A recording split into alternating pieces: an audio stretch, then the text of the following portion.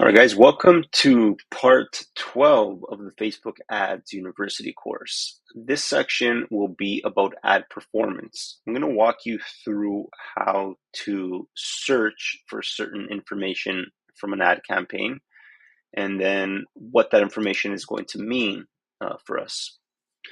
So if we come into our ad account and we are looking at our campaigns, let's say we want to select this guy right here. So this was our example. We're going to delete that. So this one right here, which has been running for a bit now, we're going to just review some details on this one. Now, the first thing I'm going to do is come down here to the date selection. When I drop this down, there are some preset dates that I can select. So for example, last month. Let's go with last month. Now here, I'm being given some information. For example, results, I can see that I had 29 leads generated from this campaign. A total was spent of $969.08, which would mean that my cost per result was $33. Now, this is one of the major metrics that we're going to take a look at is cost per lead. If we're running a campaign and we're seeing that our cost per lead is significantly higher than what it typically is, then that's going to tell us that there's something wrong with our campaigns. If we go into the ad set level, we're actually able to see which ad sets are generating the cheaper leads from an ad set level.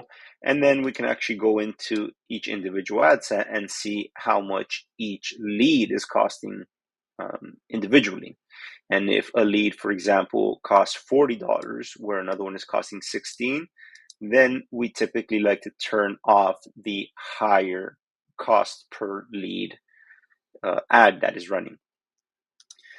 Now, another thing that you want to take a look at, if you scroll to the right, is going to be your click-through rate.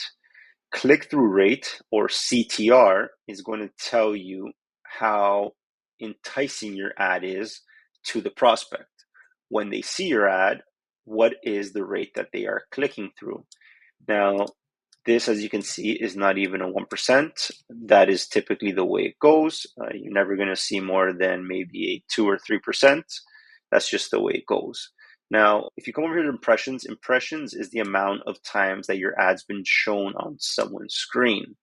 So this is where you could start to take a look at, let's say, how many people have had the opportunity to see this, how many link clicks were generated, and then what was the click-through rate. The link clicks will usually correlate with the click-through rate. So the link click-through rate means how many people actually clicked on to the ad, and then click-through rate all is how many people clicked anywhere on the ad. So for example, if the copy needed to be extended in order to continue reading it and somebody clicked on that, that would fall under all. The click-through rate for link click is if they've actually gone through and taken a look at the ad itself and perhaps went to fill out a form.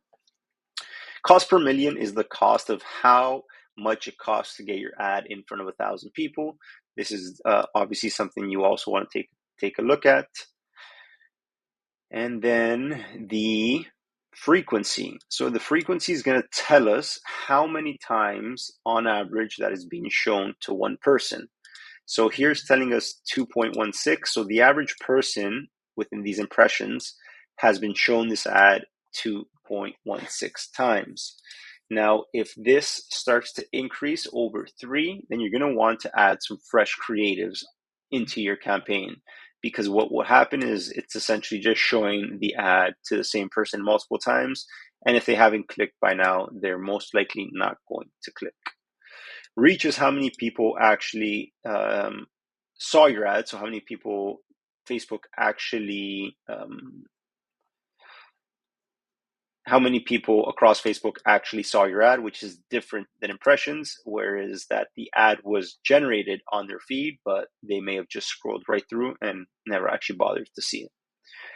So those are some of the main metrics that we want to take a look at. once you get a little bit more familiar, you can actually come in here and you can start to set different settings onto what it is that you want to see. So for example, if I click on performance, you can see that the layout actually changes and it gives me less information. Performance and clicks is what I always leave it on, and you're able to come here to breakdown. This is a different metric that you're able to take a look at. So for example, if I want to know the gender that is engaging with my ad. So for example, here, the results were 29. Out of those 29, 12 were female, 17 were male. And why is this helpful? Well, if I'm running a campaign and I see that I have 29 leads and 28 of those leads are male, then the next time I go to set up my targeting, I would most likely want to exclude women because I know that 99% of my leads are male. So there's no sense of spending money trying to target females. Same thing goes with, let's say, the age breakdown.